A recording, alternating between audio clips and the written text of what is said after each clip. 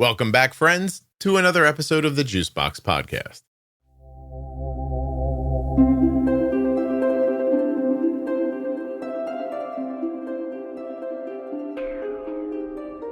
My guest today is 18 years old, was diagnosed with type 1 diabetes when she was 15. Adalia wanted to be an astronaut before her diagnosis, and she and I think oddly alike. This is her story. Nothing you hear on the Juicebox Podcast should be considered advice, medical or otherwise. Always consult a physician before making any changes to your healthcare plan. Are you an adult living with type 1 or the caregiver of someone who is, and a U.S. resident? If you are, I'd love it if you would go to t1dexchange.org/juicebox and take the survey. When you complete that survey, your answers are used to move type 1 diabetes research of all kinds. So if you'd like to help with type 1 research, but don't have time to go to a doctor or an investigation, and you want to do something right there from your sofa, this is the way.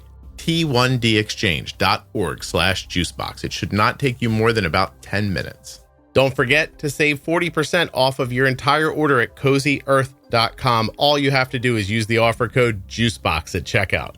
That's JUICEBOX at checkout to save 40% at CozyEarth.com. The episode you're about to listen to was sponsored by Touched by Type 1. Go check them out right now on Facebook, Instagram, and of course at touchedbytype1.org. Check out that programs tab when you get to the website to see all the great things that they're doing for people living with type 1 diabetes. Touchedbytype1.org. This episode of the Juicebox Podcast is sponsored by the Eversense 365. That's a CGM that lasts a full year. Eversense CGM.com/juicebox. 1 year, 1 CGM. My name's Adalia. I'm from Ontario, Canada, and I am 18 years old and have been diagnosed with type 1 diabetes since I was 15. 3 years, right? Yeah. 15, 18. Adalia, yes.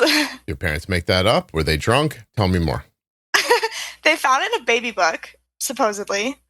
Yeah, I don't know. It just kind of was something that they found interesting. And then I don't know if they made up their own pronunciation for it or if like it actually said a pronunciation in the book or whatnot. But yeah, I've never met anyone with the same name as me. So I also don't think you're going to. Yeah. Do you have any brothers or sisters like the Rio Grande or anything like that? Yeah, I've got an older sister who's married and then 2 brothers, one older, one younger. So I'm the third of 4. And you're 18 now. Yes. You don't need to tell me your siblings' names, but are they all very unique or is it they are, yeah. Okay, it's not like Mike, John, Pat, and Adalia? No. Nothing like that. No, we've all got pretty unique names. You don't need to tell me their names, but if you rate them 1 to 4, where's yours on the hippie kooky scale? Oh, probably like 2. Okay. Somebody else has one that's wilder than yours. Yeah, a little bit. Okay. My sister's name starts with a J, but it's pronounced as a Y. So. Are your parents, I don't know how to ask this. All right, you're 18, right? Yeah. Okay. Are your parents weed smokers? No. They're not? They drink a lot? Nope. No. Nope. All right. I'm okay. Do any of those siblings have type 1 diabetes or other autoimmune issues? Nope. None of my siblings have any autoimmune, anaphylactic allergies, and a heart condition. But like, that's kind of it. Other than that, I'm the one with the most of the medical stuff. So. How about your parents or grandparents down the line? Stuff like that. So there's nowhere we can trace type 1 to. But we do have like other autoimmune, like some thyroid things, some like celiac and like different stuff like that. But like no one in our family has type 1. I think there might be one like great aunt, great uncle or something that has type 2. Mm-hmm. But yeah. All right. Well, that's interesting. Then this was pretty surprising for you. It was. Yeah, it was quite surprising. We were not expecting it. Yeah, it did kind of come out of the blue. And when we went in and I got diagnosed, like my mom had thought like, oh, maybe you have mono or something. Like at first we were like COVID or strep because it was like mid-pandemic 2021. Mm-hmm. And then got tested for those. It was all negative. And then finally my mom was like, well, this is clearly not getting better. So we'll go into the ER, and she was like, you might have mono, because we had some issues with like chronic mono with my younger brother. And then, surprise, it was type 1. So You guys have like a little menagerie of issues. Do your parents have issues that aren't autoimmune? not really, a little bit. So like my mom has had like a couple different things. Like she had thyroid cancer, so she doesn't have a thyroid. Okay. And had that removed, so she's on thyroid medication, but because she just doesn't have one. And then she also is kind of self-diagnosed celiac because she didn't want to go through the testing of eating gluten to figure out if that was the issue. So she eats gluten-free and dairy-free because her body just doesn't respond to foods like that very well. She just figured that out. She's wandered outside one day, yelled to your father on the snowmobile, Zebediah, I think I can't eat milk, or like something like that. Sure. Mm-hmm. Yeah. Yeah. Yep. It happened exactly like that. Right. That's what I figured too. How come you don't have like a real Canadian accent? Do I not? Is it gonna come out? I don't really. Wait a minute. This is messing me up. Can you give me an oh yeah? Oh yeah? Oh, that's a little better. Okay. I mean, what a bummer. You sound like you're from like, I don't know, the middle of America. You're screwing with me. I mean, Sorry. I know it. I mean, listen, I accept your apology, I guess. Okay. That's fine. You're welcome. Was that Canadian for you? The sorry? No, you got to go, oh, sorry. It's sorry. Sorry. Do you not know how you're supposed to speak? Not really. No. I think the pronunciation of your name has messed up your Canadian accent. Probably. Yeah. So how does it sound when your mom says your name? Like Adalia? I don't know. Oh, Jesus. It doesn't really sound any boring. different. Oh, my God. Never mind. Don't you live like near a strip club in the Yukon or anything like that? Usually my Canadians have good stuff. What's going on? No, we don't really live anywhere like super exciting. I live in Ottawa, which is the capital of Canada, but everyone doesn't realize that it's the capital of Canada. Is that it's west? Kind of just boring. No, it's east. It's like central east. Okay. And you're supposed to say Ottawa.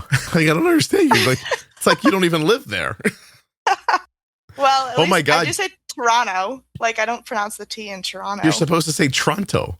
Listen, I've been learning a lot about Canada over the years. It's Toronto, Ottawa, oh yeah, and now you're just like, it's Toronto. I'm like, oh my God. All right, that's fine. We're going to skip the Canadian part. You obviously don't own a penguin, so. Well, I don't know who you're learning Canadian from, but I don't think it's right. Everyone that comes on the podcast. It's Toronto. You don't pronounce it. It's not Toronto. God, I just want to put this out here. If you speak like you're from Idaho and you live in Canada, don't bother trying to come on the podcast. This is a freaking bummer and a half. So, all right, we're just going to get past it, I guess, and talk to you about your life. But, geez, way to ruin things. Why would you settle for changing your CGM every few weeks when you can have 365 days of reliable glucose data? Today's episode is sponsored by the Eversense 365. It is the only CGM with a tiny sensor that lasts a full year, sitting comfortably under your skin, with no more frequent sensor changes and essentially no compression lows for 1 year. You'll get your CGM data in real time on your phone, smartwatch, Android or iOS, even an Apple Watch. Predictive high and low alerts let you know where your glucose is headed before it gets there, so there's no surprises, just confidence. And you can instantly share that data with your healthcare provider or your family.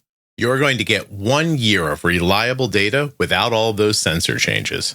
That's the Eversense 365.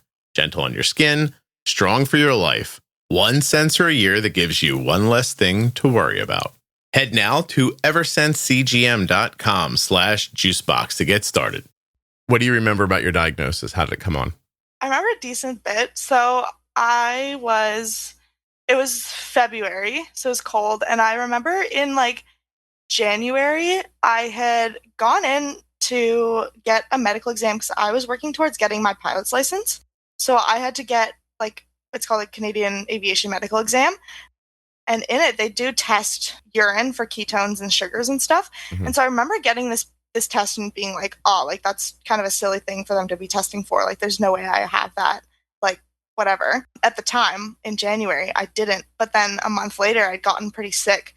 Yeah, we weren't really sure what was going on. I kind of I'm the type of person where if I'm not feeling well, I'll kind of just tough through it. I'm like, it'll be gone in a bit. Like, it's fine. So I was like going to school and like doing all these things, but I was just so tired, so thirsty all the time. Like, I remember being at my job and like literally like had forgotten my water bottle and just was searching everywhere I could for like something to drink. Like I was so thirsty. Yeah.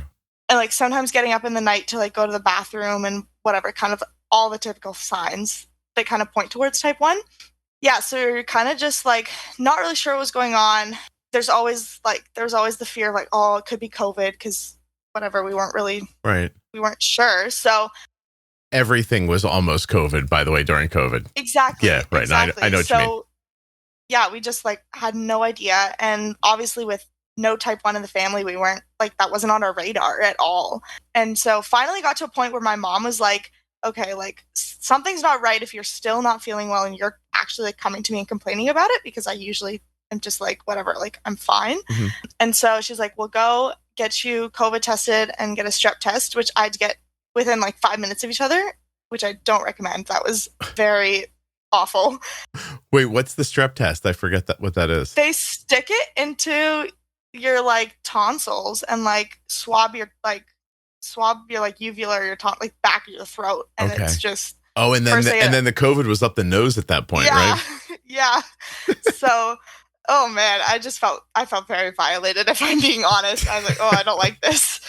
Yeah. So at that point, I was just like, I'd kind of stopped being like having enough energy to go to school. So I was kind of like, whatever. And then we got the results back from those tests and they were both negative. So we were like, oh, this is like something else is going on. My mom was like, we'll wait a little bit and see. And then it came to that like weekend, and I think it was like Friday night, and I went to my mom's room and I was like, Mom, like I'm not well. Like I don't feel well. I think she's told me now that like that night she was like very, very concerned. She was like, something's not right. But we didn't go in that night. We waited till the next morning and went into the children's hospital because I was still young enough to go there. Mm-hmm. I mean, it was a pretty short wait. Like we went in, obviously, like I said earlier, thinking that I might have mono or just anything except type 1 was on our minds. Right. Yeah, we go in and we got triaged pretty quickly, and then we're waiting in a room for a while, and I remember falling asleep in like one of kind of like the ER like rooms, but we were at least not in like the waiting room.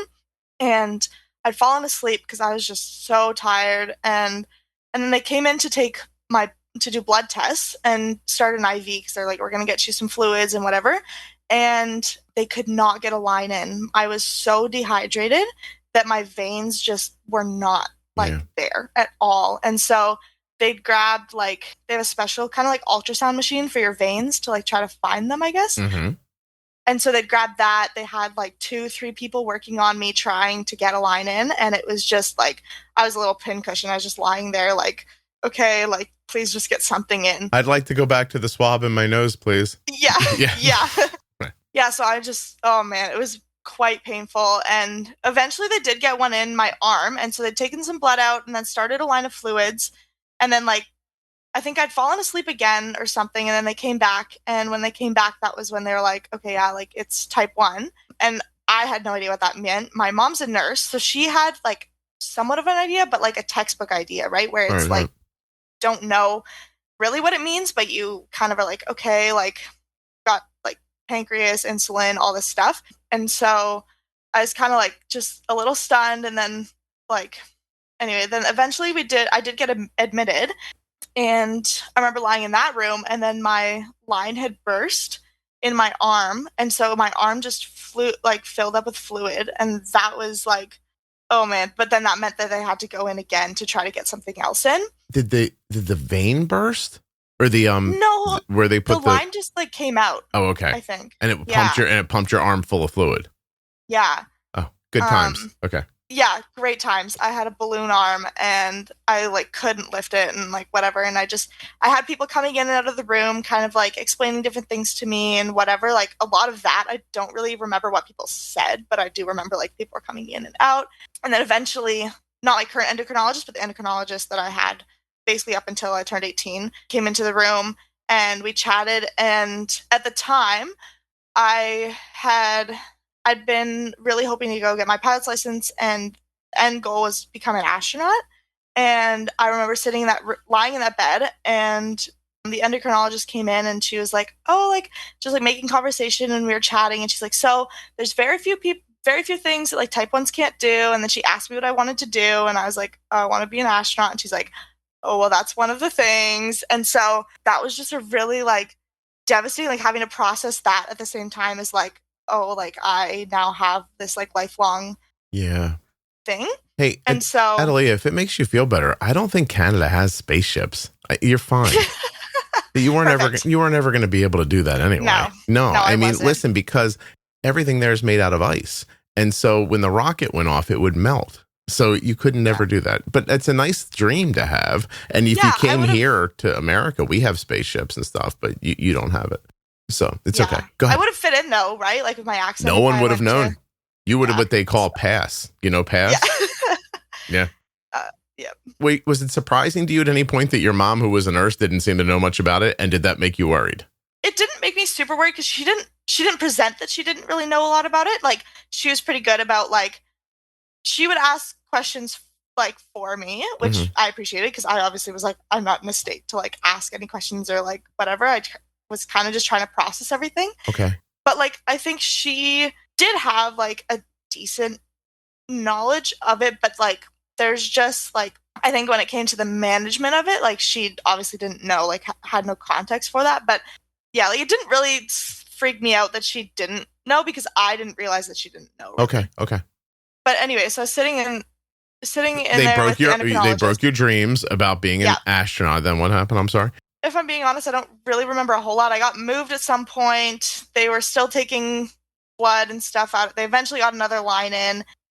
Over the night, though, like I remember like sleeping not well, obviously, but the nurse that was doing all my night draws for my blood it was so painful. I don't know what it was, but like I just remember waking up every single time and it was not a pleasant experience.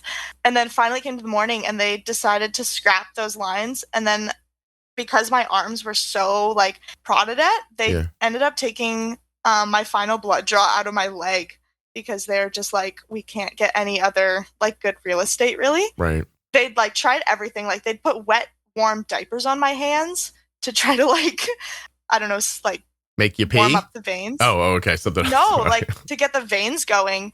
So there's a picture of me with like these diapers wrapped around my hands that they look like boxing gloves. Who took that picture of you? My mom did. A person who does not care about you. That's what that is. Yeah. Okay.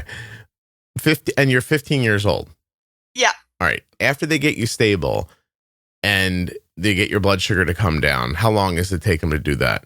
Not too long. So by the morning, I was pretty stable and I was off like the IV like fluids and insulin and stuff. And then for breakfast, I got my first insulin injection. Okay.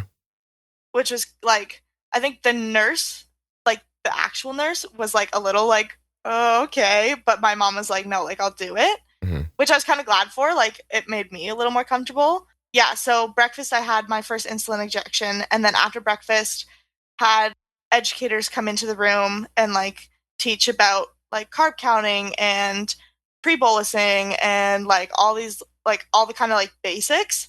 I got like a binder with all this information. They gave me my like insulin pens and information about like CGMs and stuff like that. Were your siblings Maple, Timbit, and Ooglu there, or were they like you couldn't? It was COVID, right? We couldn't have them in there. So my dad ended up coming that morning for all that education stuff. Yeah. So my dad was able to come in, but my siblings weren't. Okay. Yeah, nobody was really allowed to like visit, but I was only there for one night. I was gonna say they're trying to get you out of there because of COVID too. Yeah, yeah. Gotcha. So I was in for one night, and then I left at lunchtime the next day. So we went in the like morning of Saturday, and then I was out by Sunday at lunchtime. So okay, and off on your new adventure. Yeah. Was this during? And so school wasn't happening either. So you were like school was for me.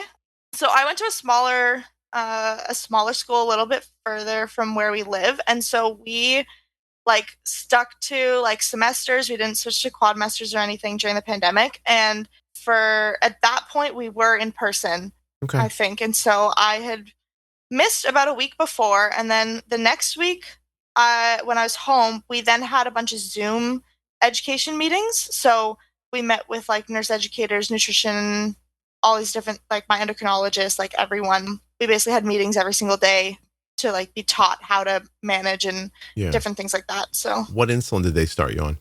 I was on Nova Rapid and Lantus. What do you use now? Right now I use Nova Rapid in Omnipod DASH. In a Dash. Okay. And you have a CGM or no? I do. So at diagnosis, I got a Freestyle Libre.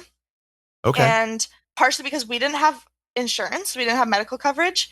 And so that was the one covered by the Canadian government at the time. Yeah, so I was on the Freestyle Libre, like the 1. And then when the 2 came out, I got put on that, which I was grateful for, just to have some more alarms. And so I was on that actually just up until 2 months ago when I switched to the Dexcom G6. Okay. This Ottawa, what province is it in? Ontario, right. So that's where you want to go get diagnosed, everybody, because she got a CGM and modern insulin in Canada. That's pretty impressive. Yes. Yeah. Okay. Do you think that was because of your age or because of the province and what they do? No, I think it's the province and what we do. Like, I haven't heard of anyone like regular MPH or anything like that? Yeah. Okay. I've never heard of anyone be put on that. So my next question is this. We're going to fast forward, jump around a little bit. Okay. I am generally baffled when a person your age wants to come on the podcast. Really? So, yeah. So how did you find it? Why did you find it? Why did you want to come on? My mom actually found it, and she sent me the episode you recorded with April Blackwell, the NASA engineer. Ah, that makes sense. Yeah. So she sent me that probably like 2-3 days after being home. I listened to it and I was like, oh my goodness, this is like incredible. Like, it was just really great to like hear stories from like people who obviously I was like, I didn't know anyone who also had type 1. And so just to hear stories from other people and also like learn how to better manage it. Like I love information. I love information seeking. And so I was like, okay, perfect. Like new strategies, different ways to like do things. And so at the time I was working for a beekeeper. And so I was one of his like only employees and would just work alone. Thank you and for whatever. finally saying something Canadian. I appreciate that. Go ahead. Keep going.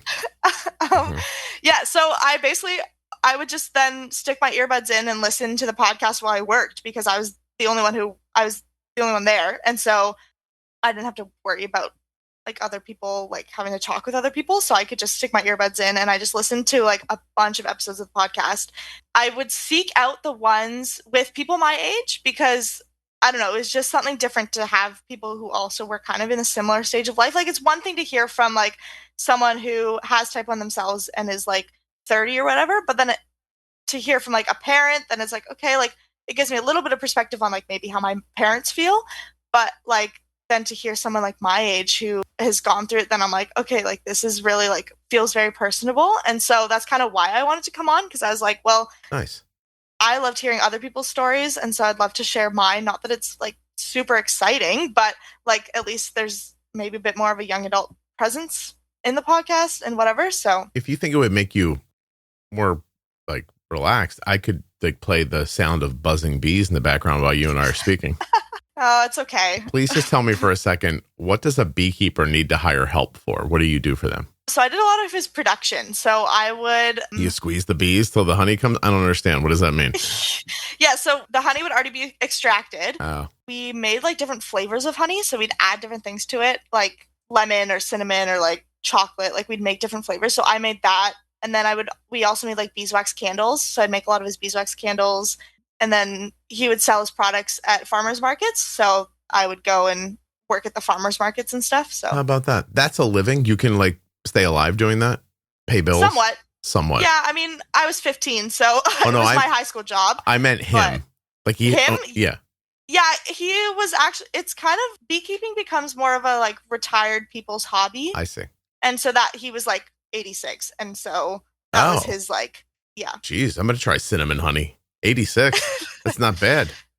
Yeah. Yeah. Okay. All right. So you were doing that. That's nice. Do they pay you in loonies or how do you get paid? Yeah. Loonies and toonies only. Mm-hmm. That's what I would figure because of the silly names. Yeah. Yeah. Yeah. And then How do you get to the job? He's our neighbor down the road, so. Oh, you could walk. Yeah. Do you wear snowshoes to get there, or is that not necessary? I mean, it depends on the time of year, but. See? No, it was usually. Do you own snowshoes? We do own snowshoes, yep. Mm-hmm. People think I'm kidding, but I know it's happening. Yep, snowshoes. We don't use them on our street necessarily. We do live in a suburb, but where the roads get plowed. Are you making the little quote fingers when you say suburb? Like, what does that mean? Like, there's a tree near you, or what are you saying? A suburb? Wolves? I'll tell you, my view right now is a tree, another house, our car, our garbage bins. It's garbage day. I don't know. The car's a tractor, though, right? Be honest. It's not a real car. It's like a pickup from the 70s. Yeah, sure. Oh, fun at all. Okay, that's fine. Whatever. So upsetting. Like, you started off with the name, and I'm like, oh, this is going to be great. And then nothing else was weird. Now, one other thing was weird. You're like, oh, I had a nice after-school job working for a beekeeper. I'm like, God damn. Yeah, just casually, like yeah, every other it's teenager. fine. I went to school for math. Mainly. What are you going to do in what they call university? Undecided. So I've just come out of a gap year where I was in New Zealand for 6 months, and then I'm going into another gap year. That's not. So. All right, hold on a second there. What do people call you, like Ad or Ada, or like, do you have a nickname? I don't actually. Yeah, okay, all right. I do kind of just make people call me my full name. Nobody calls you Leah? Nope. What would happen if it happened? Would you be pissed, you think? Maybe a little bit, You'd correct them. Okay, all right. Okay, Adalia, I hear you. It doesn't matter. It makes me think of that song, Cecilia. Okay. You know that song? I don't think I know the song, but a lot of people do reference Cecilia and Adelaide when I tell them my name. Yeah, because it's the song. It's not the name. It's, first of all, it's Simon and Garfunkel. Do you have any idea who that is? I do know who that is, yes. Okay. So Cecilia, and then it's Adalia. I think it's musical like that. I can't sing, so it's hard for me to replicate it, but you get what I'm saying. Yeah. Isn't it weird that I have like such a nice deep voice, but I can't sing? That's a little disappointing. It is, isn't it? I've been disappointed by it in the past. Oh, no, I can't skip to this because I have to ask you, what do you mean you took a gap year and you went to New Zealand? Kind of just that. So I left in September, end of September. I went to Australia for 2 weeks and visited some friends that I knew. And then I went to New Zealand for a 3-month like outdoor ed adventure experiential learning program. Was supposed to come home after that and then decided, I'm going to stay. So I went back to Australia for Christmas, stayed with my friends there, and then came back to New Zealand and kind of just like lived and existed in New Zealand for 3 months. And then I came home at the beginning of April. Listen, are your parents rich, or was somebody grooming you to human traffic you? What was going on exactly? No, I actually paid for all of it myself. With the bee money? Yeah, I mean, I also lifeguarded, so I had 2 jobs. Were you stealing from that old man? Be honest. Is that what you... No? How much is it? No. How much?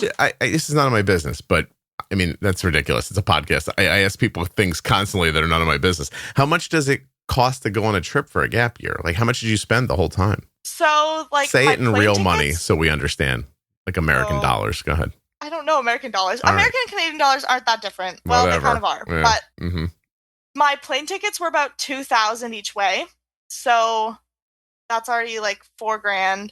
And then the tuition at the school was like pretty typical to like a university tuition. So it was like $7,000 maybe. How many fucking bees did that guy have?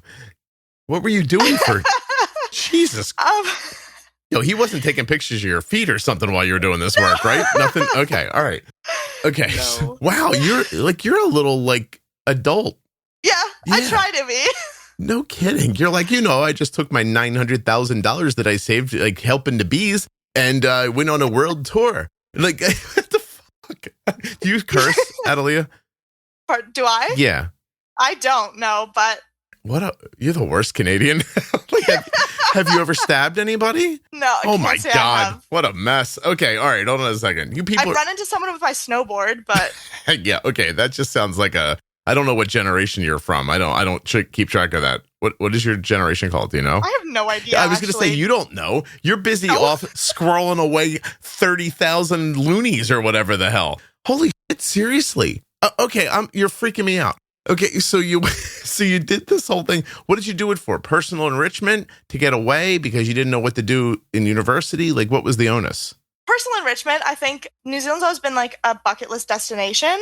And then this program was kind of like exactly what I was looking for because I was like, I don't know what I want to do for university. And then at first it appealed to me because it was only a semester long. So I was like, okay, perfect. I can do a semester in New Zealand, come home, and then work for another semester. Spoiler alert, I ended up doing like 7 months there, but it was like, it was personal enrichment. And then I stayed because I met really awesome people and had great opportunities to just do a bunch of volunteering. I had an older couple that I'd met offer for me to live with them. So I lived with an older couple, had a car. I see what happened. You became a concubine. Sure. No, you don't even know what that means. I do. You do? What is Yeah. Wait a minute. I don't understand. Let's go backwards for a second. What's your IQ? I have no idea. You've never had your IQ tested? Test. No. You have the emotional intelligence of a 97-year-old woman who has 53 kids. That's all. So, okay. You're never going to college. Well, no, I think I will. When? You're going to take another gap year. Where are you going now? Greenland? What's happening? I have no idea. It'll be interesting because when this like releases, I'll probably be like, I don't know, in Europe or something working or whatever. I have no idea. Wait, so like, the astronaut thing's making more sense now because before I just thought you were like a kid who was like, your parents were like, what do you want to do, Adalia? And you're like, I want to go to space. But it's not like that. Like you have like that wanderer's lust. Yeah. Oh. Yeah. Oh, okay. All right. Oh. Do you have a boyfriend? You don't, do you?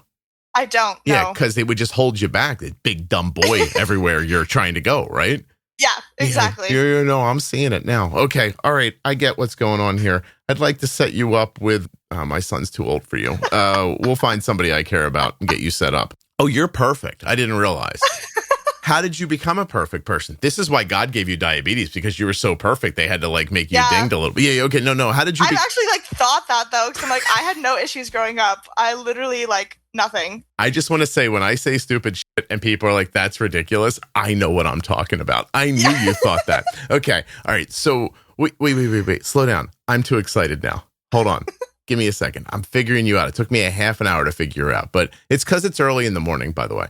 If it wasn't so early, I'd have figured this out 12 minutes ago. I just want everybody to know. Okay. So, all right. So you have wanderlust and you don't know what you want to do in college because none of it seems attractive to you.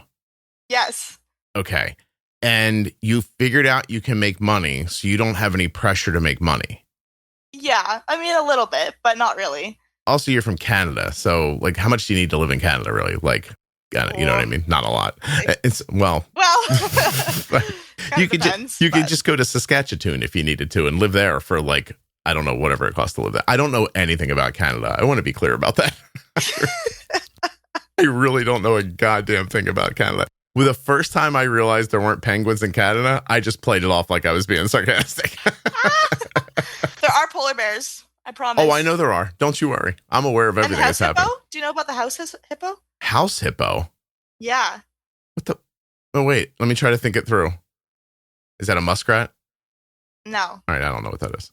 It's a pet hippo. We just call them house hippos. Wait, people have hippopotamus in Canada? Yeah. Are they like pygmies? They're like little mini hippos. What is wrong with Canadians? This is ridiculous. The house hippo is a fictional creature from Canadian public service announcements that aired in the late 1990s. Look at you lying to me. You know I believe that, right? Yeah, I know. Yeah. God damn it. Has become a beloved and memorable part of Canadian pop culture, and the PSA remains a nostalgic place for many Canadians. Well, I hope you know, Adalia, that you just named your episode House Hippo, so good job, okay? So you don't have a plan. Your plan is what? Grab life by the balls and see where it goes? Yeah, kind of. Okay. Well, it's going to run. If you squeeze hard enough, it'll run around. So there you go. Oh, yeah. You'll be all set. Wow. Okay. And your parents are cool with this? Yep. Yeah. I mean, like, it was actually, so I have dual citizenship. So I have a Dutch passport. So it's it would be very easy for me to like go over to Europe and work without having to like apply for visas. Right. And it's actually like my dad who suggested that. And I was like, oh, I thought you wanted me home now since I've been gone for so long. Yeah, he's like, you got to get the hell out of here. Your mom and I have been having way more sex since you left. So get the fuck out of here. How do you get dual citizenship? 3 of my 4 grandparents are immigrants from Holland. And because my dad's mom had kept hers, he was able to get his. And then you only need one parent to have theirs in order for you to get yours. Okay. So then me and my 2 older siblings, we all have ours. Have you been there? I haven't. I've actually never been. Interesting. Do you own wood shoes? We do. Yes. Mm-hmm. Have you ever worn the wood shoes on the snowshoes in Canada? I can't say I've done that. Yeah. No. Then how adventurous? That would just be very uncomfortable. Yeah, you're not as adventurous as I thought you were then. Never mind. Okay, so now it makes sense why you're on the podcast. Because basically you're like 36 in your head. Sure. Okay, well, now, do you not think that? Don't agree with me if I'm wrong. No, I do. I just think it's funny that other people think that sometimes. You understand sarcasm, which is a very un-Canadian thing. Really? Yeah. What do you mean, really? Do you not live near Canadians? I do, but I've been away for so long. I don't know. And you're just going to go again. And you don't even know where. And that's not even important. It's just that you're going that's important. Yeah. Okay. So now I have to listen to all the people who I can hear screaming in my ear who are listening to this. They're like, Scott, talk about how she manages her diabetes while she's obviously really well. First of all, where's your A1C? What's your variability like? Tell me about that. Yeah. So I was on MDI for 1.5 years after my diagnosis because of where I was. You have to wait a year before you can go on a pump. And then the pump waiting list is really long. So after 1.5 years, I got put on the Omnipod. And while I was on MDI, my A1C was 5.1. Okay. Like between 5.1 and 5.4. And then I got put on the Omnipod in June of 2022 and was on that for 1 year and a bit. And my A1C, I think it hopped up to like the high 5s just because I wasn't actually really using it in terms of like entering carbs and like having all my carb ratios. I just was like, this looks like it's 5 units. This looks like it's 3 units. This looks like it's 2.5 units. So that I was kind of using it the same way I used MDI. And so it was great to have more basal control, but my A1C did hop up a little bit to like the high 5s, low 6s. And then when I went to New Zealand, I actually switched back to MDI. And you're doing a 5 on MDI? Yeah. Do you have an eating style that's specific? No, not really. Just I anything. Just eat whatever. Oh my God, wait a minute. Is this the moment? Did I teach you how to do this? Yeah. Oh, I didn't know this was going to happen. Oh, excellent. Oh, hold on a second. Give me a second. I feel good about this. I've allowed you to travel the world and keep a 5A1C? Yeah. Oh, I'm a fucking hero. Oh, okay. All right. This is good. Okay. All right. How did I teach you that? What did you learn that in the podcast that helped you do that? A lot of it, like, I don't think there's anything like specific. It was just like hearing how other people did it. Like the pro tip series and all of that, incredible. And I listened to a few of them, but like when I was just thrown with like all this information, I was like, okay, like this is great, but like, how do I do it? I would just pick and choose different things from different people's like interviews. And like someone would say, oh, I do this, or oh, I do this, or oh, I do this. And I'd just be like, oh, let me try that. And so I kind of just pick and chose from all the different like strategies that different people used. And then it ended up working. Like, granted, I was taking like maybe like 12 injections a day. It was like kind of crazy. Like they recommend like 1 per meal plus like 1 in between. But I was probably taking like 12 to 14 injections a day. Oh my God. I know why you like the podcast. Why? You and I think similarly. Right? I think so. Oh my God. You're like my daughter, except like from Canada. Not really from Canada, more like the Netherlands, but you understand what I'm saying. Okay. All right. Yes. Oh, this is super interesting. You don't want to go to college. Well, I think I do though. I just like, I don't know what for. I don't know. I had applied like last fall. I'd applied to go for like this September, but you're like, not doing it. No, I'm not. I didn't know what I wanted to do, so I applied to like 6 different programs. Like I had no clue what I wanted to study. Finish this sentence. I would choose a college direction, but I'm afraid that if I picked one, then I'd be locked in. Yeah. When I think about doing the same thing every day for the rest of my life, it sounds like torture. Oh my God, you and I are the same person. Oh, this is so crazy. Okay. All right. Hold on a second. You would have never made it through the astronaut thing. No. No, it would have been too specific. Yeah. Oh, your IQ's in the 130s. You should get it tested. Okay. Oh, no, seriously. I got you all. Oh, okay. Hold on a second. I'm not telling anybody my IQ, but. But here's yours. No, I'm not telling you mine. It would embarrass me because I don't understand anything. Like, so it makes it seem like I'm lying. Like, I don't, like, you know, algebra? Yeah. I don't. Oh my God. Yeah. Oh, you have the thing. Are you thinking all the time? Yeah. Right? Do you have like these great ideas when you're in the shower? Sometimes. Okay. Most of the podcast I dream up while I'm taking a hot shower. Yeah, that's fair. Do you need to write anything down or do you just work out of your head?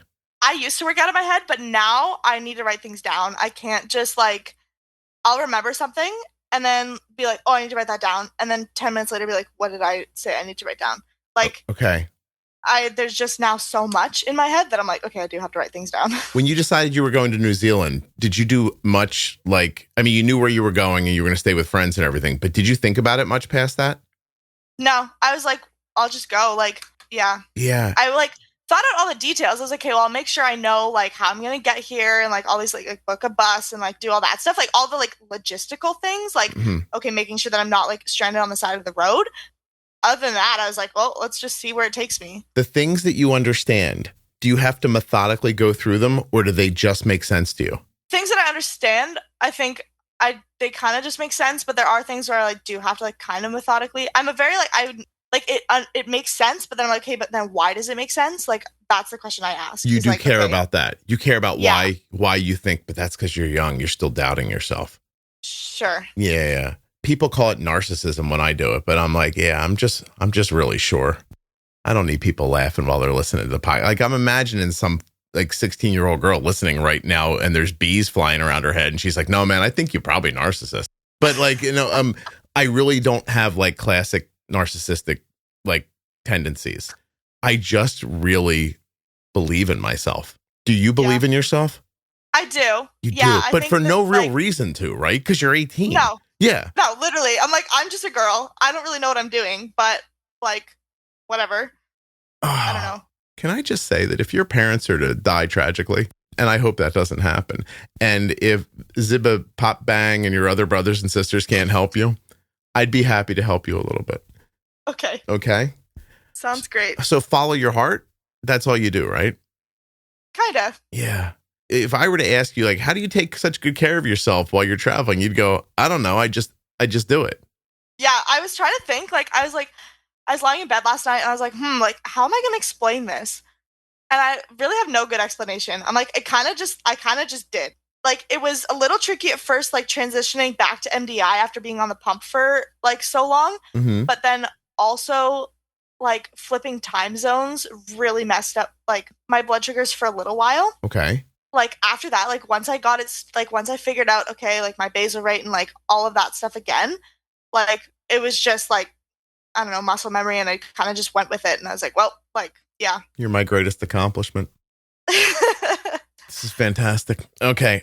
Is there any chance? No, there's no chance. If you get older and make a baby, you're not going to call it Scott. You're going to call it like Zippity Doodah or something like that. Like, so yeah, like, so that's not going to happen. Okay. And you don't need boys. They're dragging you down.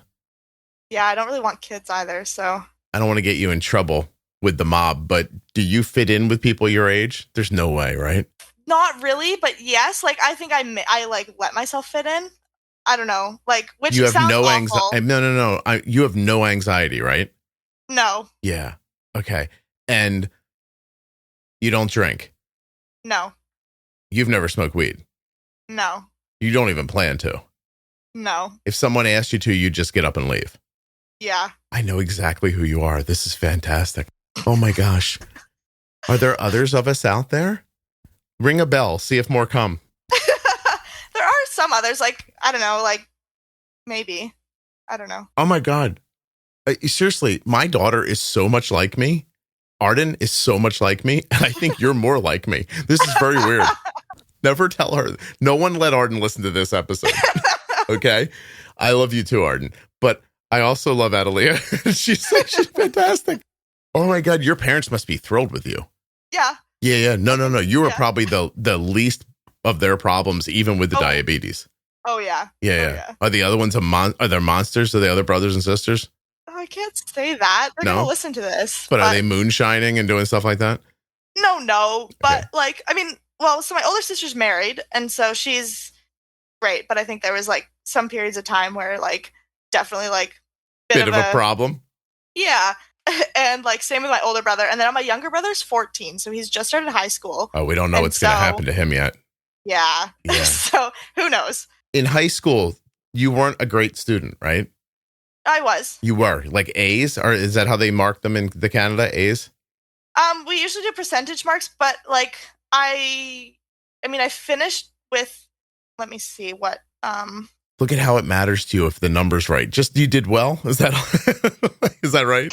You're like, let me get my report cards. I did Hold do on. well. Yeah, I finished high school with an A average. Yeah. Okay. So you have, oh my God, maybe it's because you're a girl. Because I can't overcome the feeling that I don't want to be tied down by anything. Like I can't overcome that. Like if you try to tie me down to something, I'll say I don't see the value in that, and then I walk away from it. I don't want to be, and people are like, that's ADHD. It's not ADHD. I am not wasting my time with something I know I can't do. Oh my God, Arden just started talking to me about school last night. She said all this to me. Oh my God, am I going to have to let her do what she wants to do? I already paid so much money though, Adalia. Okay, all right, I'll have to think about that. Oh my God, this is so interesting.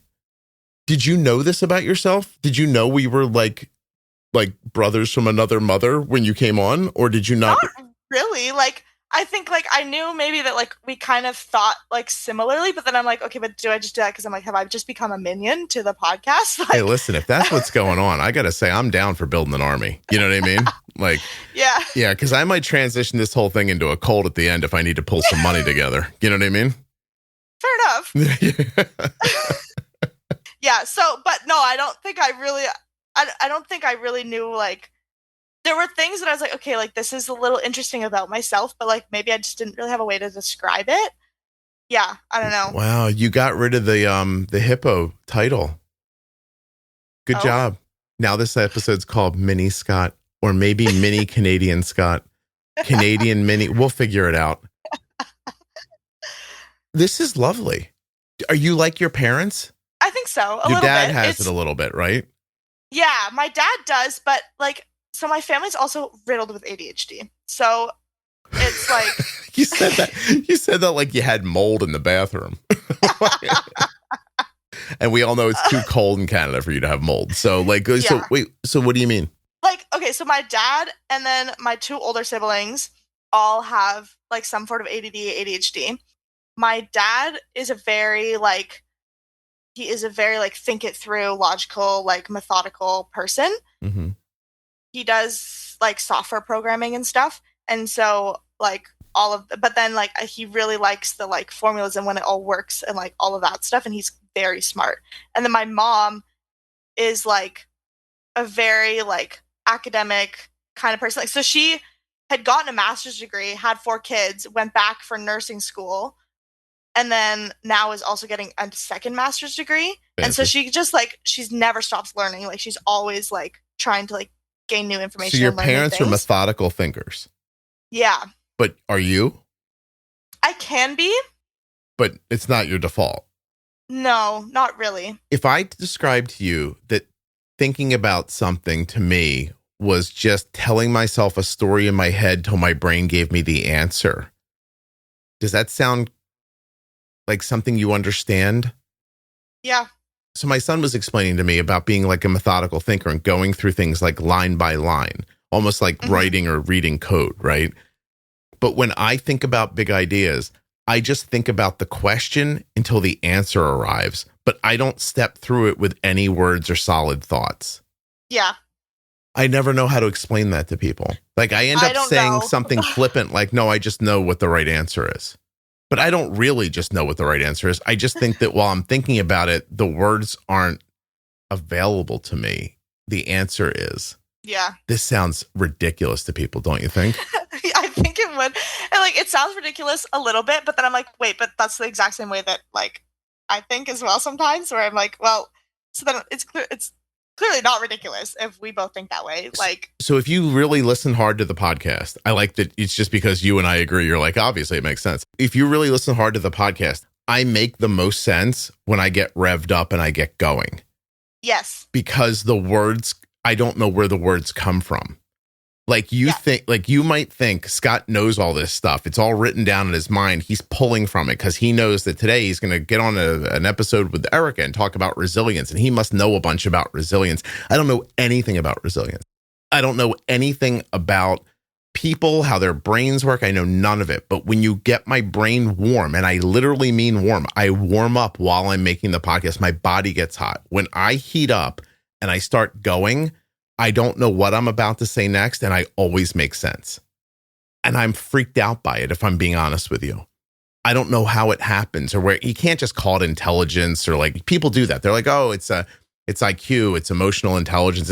I don't know what the fuck it is. I have absolutely no idea. I can't even quantify it. I just know that if you get me going, I will be entertaining and I will make sense. And when I'm done, you'll go, that guy seems to know something. And I don't know where any of it comes from. But you know what I'm talking about, don't you? I do. My issue, I think you have an advantage where like all your conversations are recorded.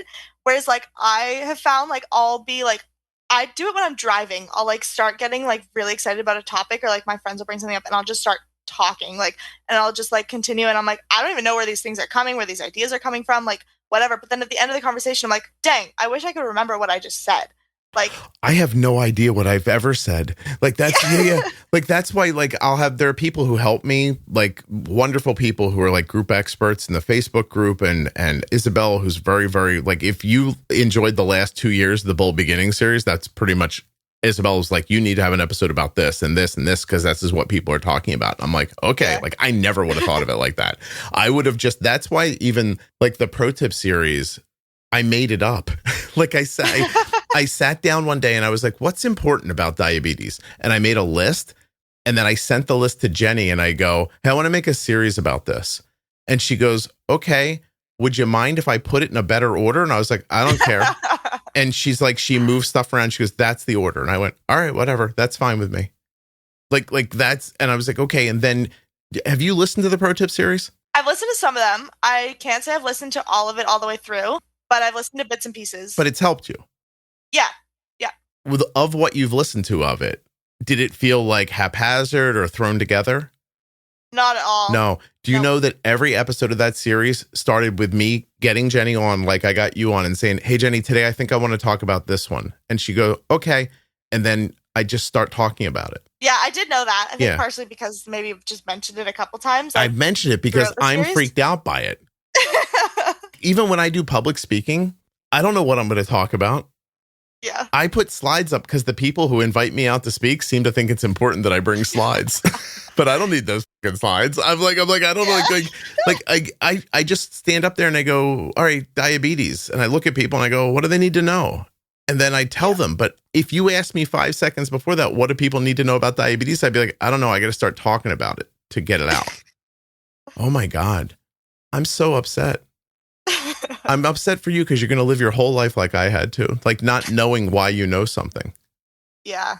It's I really, it does bother me sometimes. Me too. I find sometimes I'm just like, I really do wish I knew where this was coming from, or like what, like, yeah, I have no idea. I don't know. Even in conversation with my parents, sometimes, like I was talking to my dad the other day about something, and then he's like, you're holding yourself better in this conversation and about this topic than like a lot of adults that I've talked to. And I'm like, it's not that difficult. Like, I feel bad for saying it, but like, it doesn't seem that difficult. People aren't going to believe this, but I feel bad for saying it too. Like, I really do, because I don't feel like it's something I can actually take credit for. Yeah. It's not like I had to sit down and learn about a topic or something like that. Like, that's when I talk about common sense. I'm like, well, that's just obvious. And then I finally had somebody say to me one time, like, Scott, it's not obvious to everybody. And I went, oh, okay. Like, I'm not mad at people for not having common sense, like having the answers not like popping into their head or something like that. But I'm also older than you significantly. Like, yes. I'm 30 years older than you, aren't I? 32 years older than you. 34 years? Yeah. Hold on a second. 28, 38, 48, and then 49, 50. Yeah. I am 34 years older than you. I can look back and tell you that the things I decide to do, generally speaking, go well. Yeah. That's all. I know people in my life come to me for advice all the time. And it's been happening since I was in my 20s. Like people will come to me and say, what would you do in this situation? And I go, do this. And they're like, okay. And then they just do it. Like the tug of war thing about the pre-bolusing, I made that up on the spot. I had never thought of it once in my life. And it just popped into my head. And then I just said it out loud. And then the girl was like, okay, I understand. Thank you. And I was like, okay. No. And then I said it on the podcast. And then Jenny came to me one day and goes, that's the clearest explanation of pre-bolusing I've ever heard in my life. And I was like, really? I made it up on a phone call. Yeah. Well, it's because you didn't think about it. I feel like when you do think about those kinds of things, sometimes it just becomes so jumbled and like so many words are used. And it's like really when you don't think about something, like it comes out in the simplest form. For you and me. Yeah. Right. Because I don't know why. Isn't that interesting? Very interesting. This has been a lovely self-reflection conversation so far. Okay, see, because I figured out like 25 minutes ago, if I ask you about your diabetes management, you're not going to know what to tell me. Yeah. Yeah. No, Arden's the same way. Like people are like, have Arden come on to talk about how she takes care of her diabetes. I'm like, trust me, she doesn't know. She just does what makes sense to her after what I told her was important. Yep. Oh, no kidding. Does my endocrinologist hate it? Maybe, but it's okay. Yeah, we don't care what they think. Can you imagine you have an A1C in the 5s and your endocrinologist has anything bad to say about you at all? You'd be like, listen, they couldn't do better for you. No, not at all. Do you have any plans on having children? No. Yeah, I didn't think so. Okay. Do you date? Like casually? No. Bump into guys in bars and you know what I mean? Like just that kind of thing? No? I dated a guy for like a year and a half, but like I haven't since. It's insight time. Tell everybody why you don't date him anymore. There's a lot of reasons. I know. I want to hear what they are because they're your reasons and they're going to be very specific and unlike other people's reasons. So go ahead. One, I was not that like me leaving was a reason, but I was just like, I couldn't predict or I didn't know what to expect for when I went away. And so then I was like, well, then clearly this isn't a secure relationship. And so like, that's not good. Well, I mean, other things. Because the answer is, if my brain told me to keep dating him, I would be. Yeah. But the reasons aren't important. You just knew it wasn't the right thing to do. Yeah. And you're happy. I'm very happy. I know. I can hear it in your voice. That's crazy. When you got diabetes, did it phase you? No, not really. Did you have a plan or your brain just did the same thing? It just did now it's time to do this. Yeah, my brain was just like, okay, well, perfect. Like, this is just something else I have to do, but like not in a negative, like, oh, there's something else I have to do. It's just like, okay, well, like this is just another part of life now. Like relearn how to do it and then just move on. I thought I felt that way because I grew up hard. I thought it was, oh, that's so interesting. Maybe it's just because have you heard me describe that I wake up every day hopeful, like the whole world's reset? I don't think I've heard that, no. But do you feel that way? Sometimes. I don't know if I've ever thought about it like that, but do you wake up in the morning and feel burdened by what happened yesterday? Or do you feel like new day, start over, Groundhog Day? I sometimes feel burdened, but you do. A lot of times just like, no. It's interesting. The worst thing in the world could happen to me, and I don't wake up the next day thinking about it. Yeah. Because I've already thought about it. I know what I know about it already. I don't need to think about it again. Yeah. It's not worth the brain space or energy sometimes. Do you ever think about something to the end of your understanding of it and then spend time wondering what exists beyond your understanding? Yeah. Oh, God, really? Okay. Sometimes scary, though, to do that. Oh, my God. I explain that to people, and they're like, I don't know what you're saying. And I'm like, there's something beyond what I understand. What is it? And they're like, if you don't know what it is, thinking about it's not going to help you. And I was like, I know, but which is, by the way, a very accurate description of why it's a waste of time. But like, it's the wondering what's there. I'm waiting for my brain to fill it in. Mm-hmm. And sometimes it does. Yeah. And sometimes there's like, well, though, like the question of like, well, if I know up to this part, like, why don't I just know that much more? Right. What's out there that I don't know? That's why you wanted to be an astronaut. Yeah. Oh. Oh boy, isn't this interesting? I'm so sorry it took me a half an hour to figure all this out about you. But that's okay. I also want to say, let's be honest. There's very few people who would have drawn any of this out of you in 1 hour. I'm almost amazing. Yeah, no. I'm quite impressed. Oh, you should be. Everyone listening should be. You should right now be going like, I don't do enough to spread the word of this podcast to other people. Like if you're listening right now, you're letting me down, just so you know. Even if you're trying really hard, you're not trying hard enough, because these are the kinds of, I'm just being sarcastic, but these are the kinds of, these are the conversations. Adalia, when I get up in the morning and I think, why is my podcast not more popular? It's this episode and episodes like this where I think this has nothing to do with diabetes and everything to do with diabetes. Mm-hmm. And everyone should be listening to this. When I put out the After Dark episode about the woman who went to prison, did you hear that? It's on my list. I literally was going to listen to it on my drive. I have to drive back I'm working at camp right now, and I have to drive back to camp, which is like 2 hours. Okay. So I was literally going to listen to it right after this. It's going to shrink your balls to the size of raisins. Do you understand what I'm saying? Like it's going to throw you for a loop. But when I actually listened back to it, because I got so many notes the day it came out, I was like, man, I should go listen to that.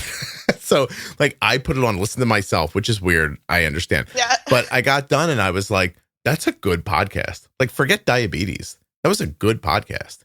And I got stuff out of that lady. Like, wait till you see. And do you know the other night, like literally it might've been 2 nights ago, she emailed me and she said, yeah. Hold on a second. Hold on. Let me find it. Everybody hold on a second. Chill out. If you're driving, keep looking at the road, stuff like that. If you're at the grocery store, now might be the time to figure out what kind of peanut butter you're going to get. Hey, thank you again, Scott, for giving me the opportunity to share my story with you. It meant the world to me. After we got done, this is a private note. I'm probably not supposed to be sharing this with anybody. After we got done, I assume people know if they share something with me, it could end up online, right? Yeah, surely. Yeah, okay. After we got done, I cried happy tears. I felt like a part of my inner child was healed. After years and years of negativity, given the chance to speak, to share my voice to so many living with a condition was not only an amazing experience, but healed so much inner trauma. I hope my story touches the lives of others, and I will continue to support your podcast. I talk about it all the time with my family and friends. If you ever want another jail story, don't hesitate. I've got plenty. How great is that? That's incredible. Yeah. Like I'm done for the rest of the day. I've already added to the world. If I don't do anything else today, I'm good. Yeah. Yeah. And after I had that recording with her, like, I didn't know I did all that for her. Like, I didn't know the experience did that for her.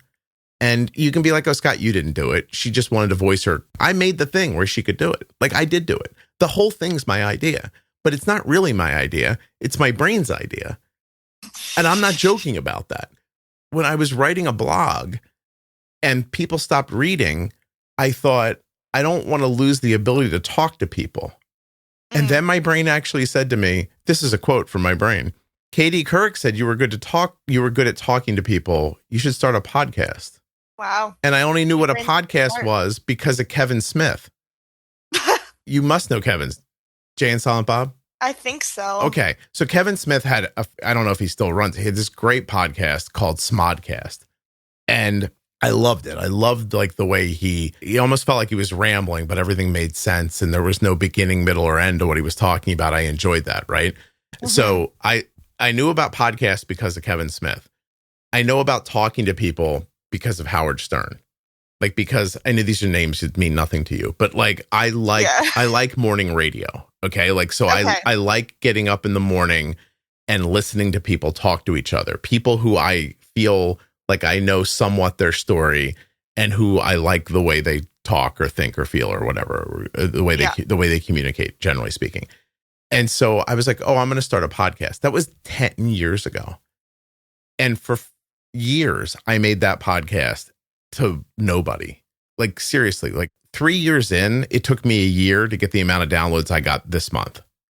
And like, so I was doing it because I was like, this makes sense. Like, this is going to work. It's going to get bigger if I just do this, if I just do that. And like, people in my life will be like, you're too focused on this. And I'm like, no, the answer is out there somewhere about how to make this more valuable for people, how to make it so that more people can find it and more people like this person who sent me this email can have this feeling. Mm-hmm. I don't know the steps. And if you go to like the internet or like, you know, you go to ChatGPT and you ask it like, how do I make a successful podcast? everything it tells you is useless. I believe that. It's just the banal stuff that people say when you ask them questions about that. But none of it's real. It's not actually how you grow something like this. But if you asked me how to grow it, I have no idea. You wait till your brain tells you the right thing to do, and then you do. Does this sound like I'm boasting? I don't think so. No. Because I don't mean it that way. Yeah. Yeah. There's plenty of things I suck at.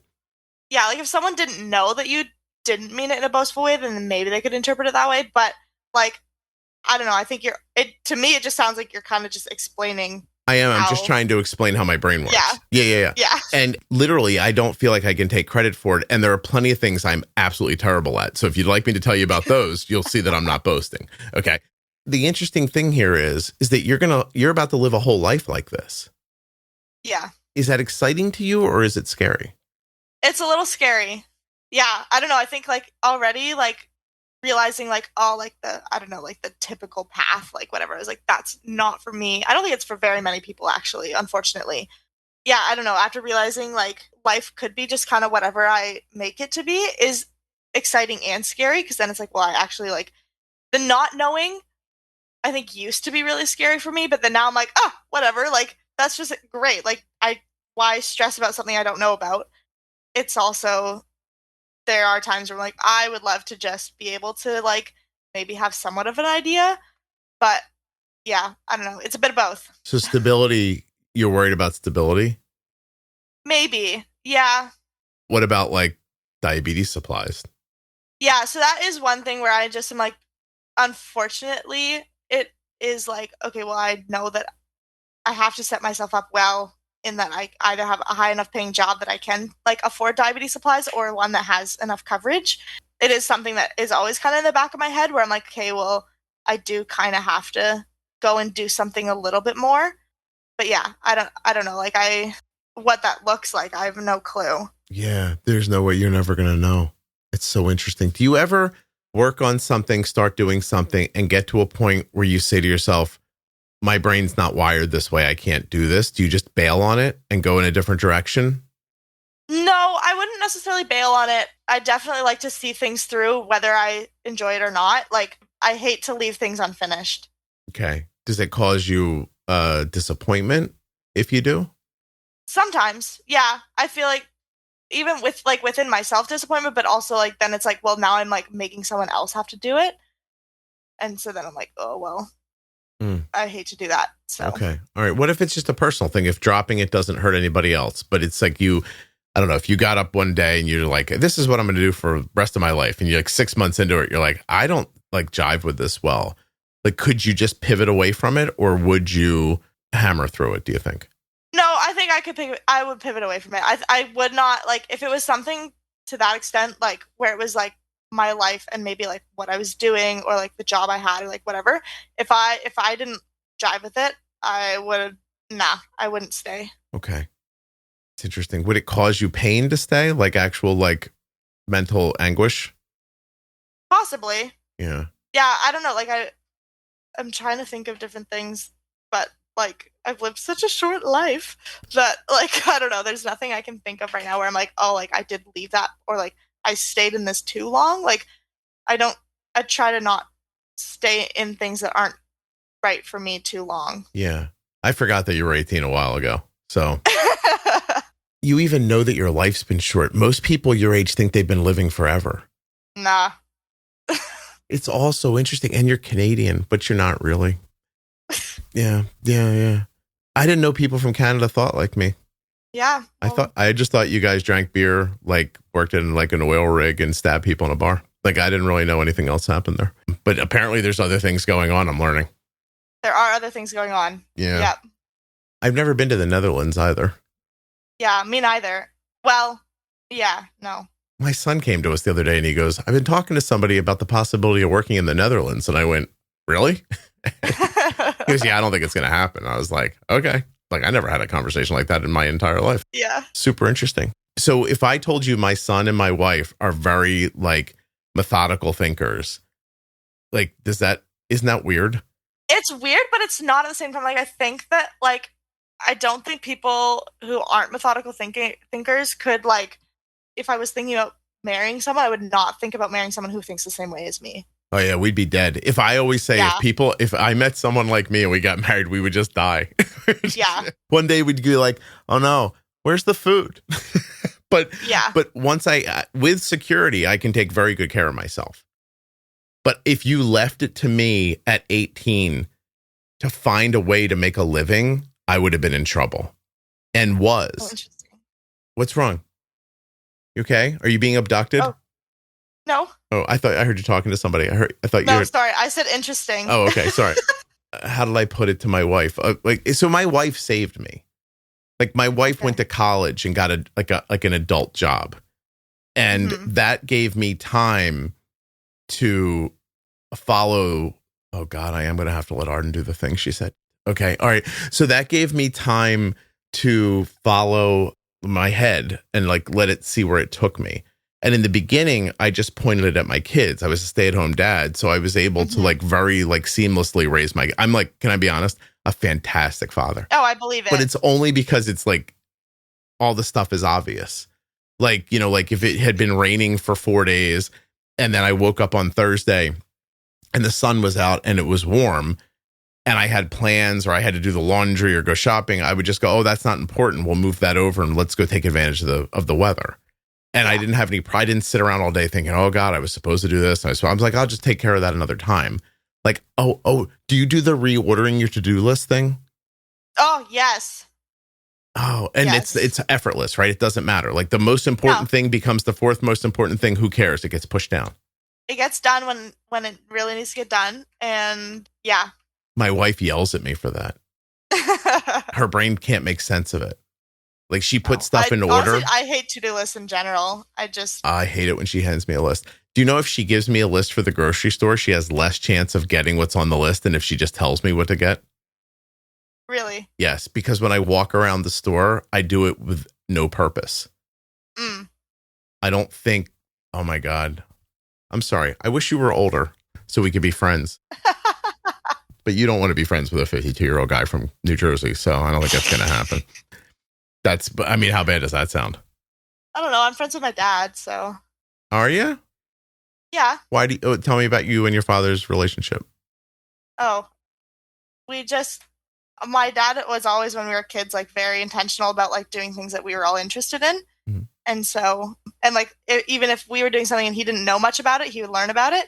And so, I don't know, it always like, there's just like little like quirky things too, where like we've bonded over random things. Like I think back to like in the pandemic when we were both like I was doing school from home and he's always been working from home. Like he's worked from home since like before the pandemic, but we just like would always like grab like, we bonded over like potato chips. It was probably really bad for us, but it was just like, I don't know, like little things like that where, I don't know, like I can have a conversation with him and not feel like I'm always being told what to do or how to do things or like whatever. Like it's actually like I'm treated like a person. And so I'm like, well, we can like, I have no issues telling my parents things. Like I don't know, I don't really hide, not that I don't hide things, but like I'm not like afraid to tell them things because I'm like, well, like I know that you aren't gonna. Yeah, they'll accept it, right?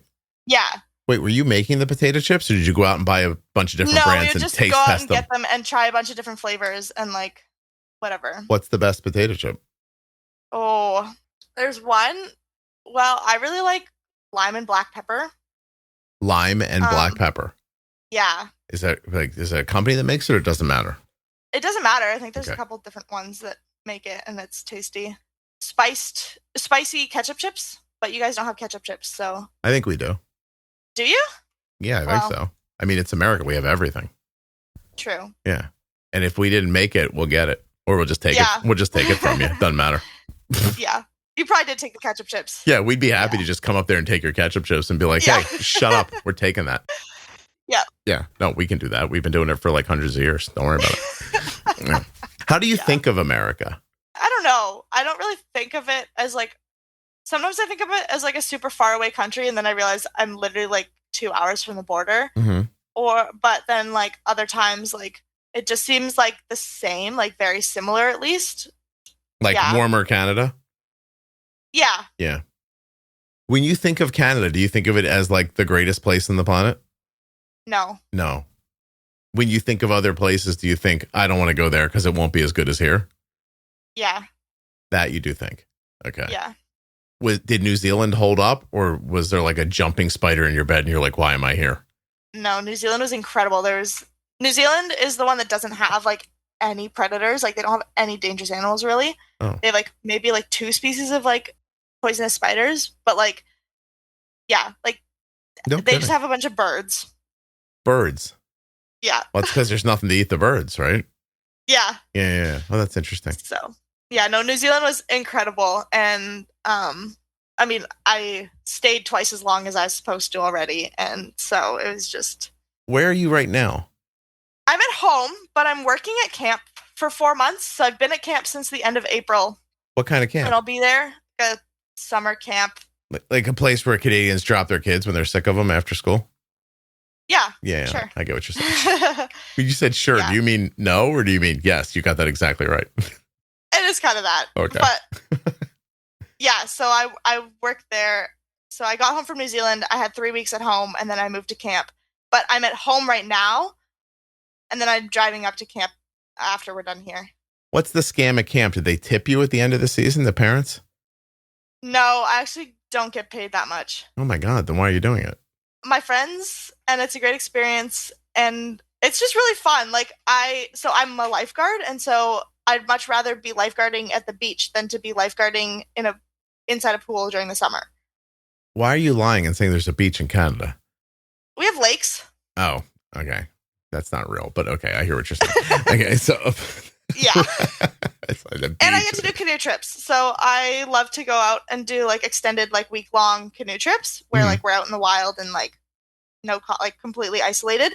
And so I get to do that through camp as well. Listen, I don't mind that there's a hole in Canada that filled up with water. It's fine. And I like that you're there, but don't call it a beach. It's ridiculous. Okay. I mean, the beach leads to the ocean where the sharks are. That's that. Yeah. Do something for me. Okay. You said you're friends at camp. So you have other friends who are working the camp too. Yes. What do you guys do for fun? It kind of depends.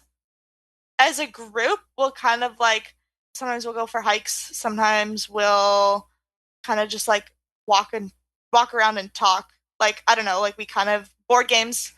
Some of my friends don't like board games, but I do. By the way, I thought this was your answer. Like you guys just hang out and talk about the world. Sometimes. And your lives. Yeah. And you find that very fulfilling. Yeah. Yeah. And when you meet people who would prefer to be like at a bar or screwing around or something like that, like you can't find any value in that, right? No, not really. Yeah. All of your friends, do they have direction? Are you the only kind of rudderless one, or are you all very similar in personality? No, I'm kind of the odd one a little bit. You're the hippie in the group. Yeah. Okay. Sure. The rest, put it that way. Yeah, the rest of them are like in university. They have a plan. Yeah. Yeah. I wonder if you'll end up being the most successful one of the group. Can you keep up with them for 20 years and then get back to me before I lose my mind and tell me? Because I want to know. I'll do my best. I would love to keep these friends around. So yeah. Excellent. Oh my God. Your parents must be so proud of you. I think so. Yeah. Seriously. And of your sister for pulling it together. You didn't think I remembered that, but I remembered. Yeah. Well, she's the one who now lives far away. So. Oh, on purpose? Like she's like, I got to get out of here? Yeah. Well, she followed a boy to school.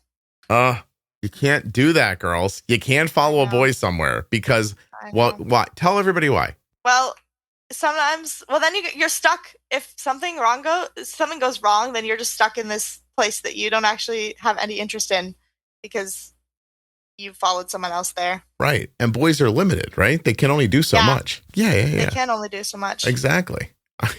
You're 100% right, by the way. Oh my God. Yeah. There's like moments where I'm like, I don't know. I don't know. I'm a boy. I don't think about that at all. I had this great conversation yesterday with this returning guest, and we talked a lot about like kind of culture, and we got down this rabbit hole about talking about how people apologize before they share something about themselves, which I find very woke, I guess, in the bad sense of the word woke. I think there's good senses of the word too. Like, but that idea of like, you're about to say like, I don't know how much you pay for insulin. But first you have to spend 15 minutes going, I understand I'm very privileged to have insurance and be able to afford my copay. And, like I'm housed. And like, you have to do all that before you say out loud, like, I own a pair of shoes. And then because if you don't, as soon as you go, hey, check out my shoes, somebody's going to run up and be like, there are people who don't have shoes. I'm like, oh my God, like I know. And like, I don't know what that has to do with my shoes. So we were having that conversation. She's also like a very anxious person. And we got to the end where she was like, I don't know. I feel very bad for people with anxiety. Like, I wish I knew how to help them. Like, it seems torturous. And she's like, I wish I could just take yours somehow, like your confidence. And she's like, because I know when I'm anxious, I know it all doesn't make sense. And I can't not feel that way. Anyway, it was just this really interesting conversation. And then today's conversation is so completely different. Because you just went to New Zealand. Yeah. Yeah, I would do that. I know I would. The other day, this woman contacted me and she's like, I'm a travel agent. And I think that she's a travel agent who has type 1 diabetes. And she listens to the podcast and she's like, we do these things where like people like you who are like oddly famous, but not really, do these cruises. So people who like can get together. And, she explained, I obviously went through all the details, but like my brain was like, okay, that'll work. Like, I just knew. I was like, this will work. And if it doesn't work, I said, is there a refund period? Like, I don't want to screw people. Like, I don't want them to have a bad time. I don't want them to be, on some like rickety boat, like, like that kind of thing. Like, it needs to be like a big cruise line, like that whole thing. And they have to have a good time. It can't cost too much money. And if for some reason you're wrong and I don't have the motivated people that you're saying I do, I want to be able to give their money back. And she goes, okay, none of that is a problem. And I was like, okay. And then I went through it in my head and I was like, okay, well, let's do it. And I was talking to my brother and he goes, you think that's going to be all right? I was like, no, it'll work out. And he goes, how do you know? And I'm like, I'm not sure. It'll be okay. It just will. Yeah. I know it's going to be fine. And he goes, where does the cruise go out of? I'm like, Galveston. And he goes, Texas? And I was like, yeah. I said, don't worry, it'll be all right. And he was like, okay. I was like, like a lot of cruises go out of there. And he goes, they do? And I'm like, yeah, the lady told me. Like, anyway, I made like that giant decision. I know it's going to be okay. Yeah. I'm not worried about it at all. And a lot of other people in my life are like, oh my God, like this is nerve wracking. I was like, no, it's not. It's fine.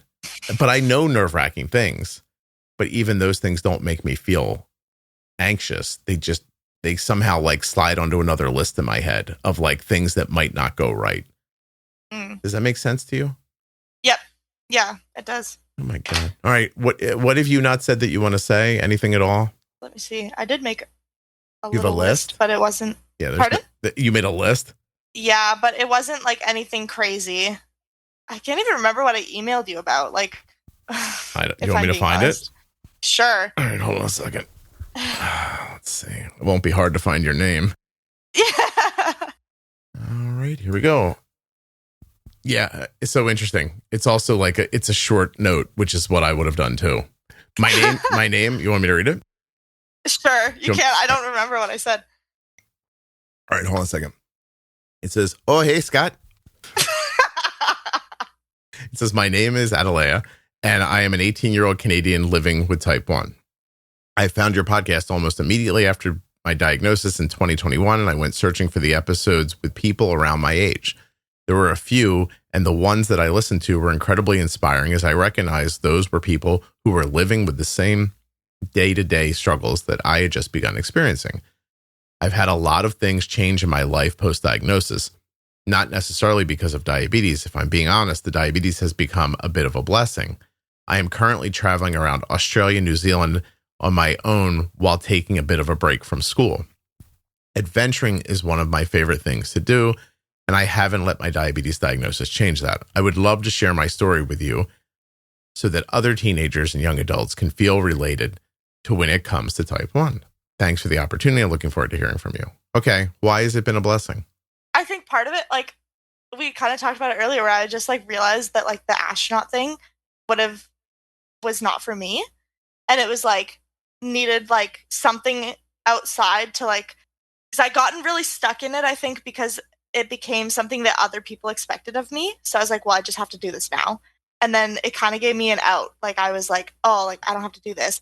It led me to working at camp. It led me to being able to canoe trips, which I now have done like pretty much every summer since my diagnosis. Yeah, just like it's let me discover more of my interests and things that I love to do instead of feeling like bogged down by like this like unreasonable expectation for myself that I didn't even have anymore, but I felt like other people had for me. And because you said you were going to do it. Yeah. And now you're like, I don't want to do that anymore, but I don't want to let people down. Yeah. So interesting. Wow, I can't believe that you and I are having this conversation like 12 hours after Arden and I spoke about what we talked about last night, which I can't tell you about because it's none of your business. But no, it's not. And it's not you. I would tell you. There's a lot of people listening to us have this conversation, which you don't even give a shit about, do you? It doesn't bother you at all. Not really. Yeah, no. I know. People say all the time, like, how do you talk in front of all those people? I'm like, I don't know. I just stand up there and I talk. Like, and they're like, it's not nerve wracking. I'm like, I don't care. It's like, I really don't. Like, it doesn't matter to me how many people are there. Like, few or many. Although I would tell you, if I showed up to speak at something and there was like nobody there, I'd be embarrassed. Yeah. But because I've seen it happen to people, and watching them try to pretend that they're not embarrassed by it makes me uncomfortable. It sucks. Like you fly across the country to speak at something and they give you like an hour, right? And you're like, oh, I'm speaking from 10 to 11. And then like I'm walking around because I'm not speaking from 10 to 11. And you walk past a room this room is set up to hold 200 people. And there are like 4 people in the front row. And it's like they're having a private conversation. And you know those persons like, oh my God, I flew here for this. Yeah. And no one came. Like it's got to be devastating. I'd pretend to be sick. If I walked in that room and I saw 4 people, I'd be like, I got to go. I don't want someone taking a picture of me talking to 4 people at this event. Do you ever notice how they do it on social media? They find one table with people in it, and then they get somebody to take a picture of them on stage from that angle with the heads in the front. So that it looks like the room's full. It's my favorite. Yeah. It's my favorite thing they do. That's why I always take the camera. I turn around and I take the picture of the room behind me over my shoulder. I'm like, check it out. Not a fucking empty seat in here. That's just me being petty. But I have to have things. You know what I mean? Yeah, everyone does. Adalia, you are fantastic. You know this, though, so I'm not going to bother telling you. I appreciate you doing this very much. You had a good time. I talked too much, but you really got me like worked up. Yeah, that's okay. Also, you're 18. When I let you talk, you've like pissed out pretty quickly. Do you know that? Do you know that? Yeah, I do realize that sometimes. Yeah, it's a limitation of talking to younger people. That's why I feel so what'll happen later is people will be like, he talked too much. He didn't let her talk. I let her say you said everything you wanted to say, right? Yeah, absolutely. I know how to do this is what I'm saying. Yeah. Especially with the little kids. They're like, he didn't let him talk. I'm like, what if you think he was going to say? He's 9. He's got 4 thoughts. He's out of them already. Like, yeah. No. Yeah. What are you going to launch into what you think of the conflict somewhere? Like you don't, don't give a shit. All right. Yep. You're terrific. Hold on a second. Okay.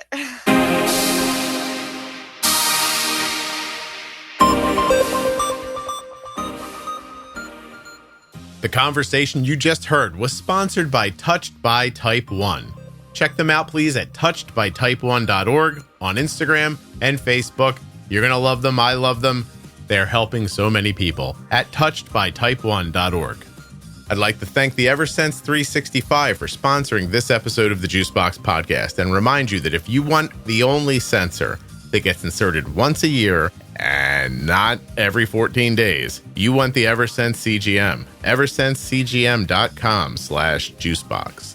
1 year, 1 CGM.